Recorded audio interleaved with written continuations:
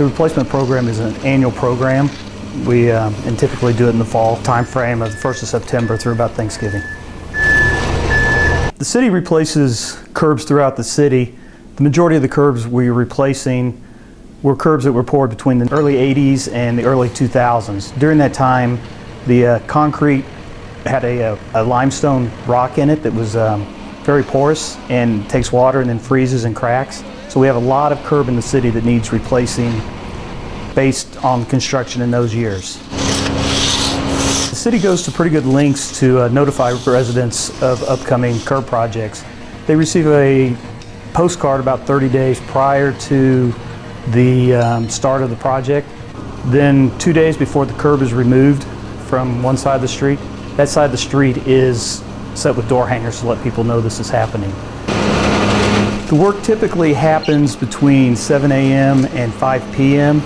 We have very minimal impacts to the residents themselves. The biggest impact would be when they're removing the curb and pouring the new curb in. It's about a 3 to 5 day timeline that they are not able to use their driveway. If the work is actually the curb itself in front of your driveway, you park across the street. Once your driveway has been opened back up, you can just use it normally, even though there will be a small gap between the curb and the street. The impact to the streets and to the residents in the neighborhoods when this is going on is that the streets still remain open, but they could be very congested with equipment removing curbs or putting curbs back in. I would tell residents that are impacted by this program that it's not an overnight process, that it takes about 3 weeks once they move into an area to get out of an area.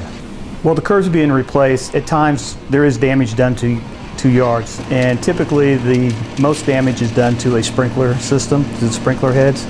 But we do ask that the residents, to help the contractor and help eliminate potential damage, would be to flag the heads, use a shovel and loosen the dirt around the heads between the curb and the heads, and then the best of all, of course, would be to remove the sprinkler head or get it all the way out of the ground so it cannot be pulled away with the curb.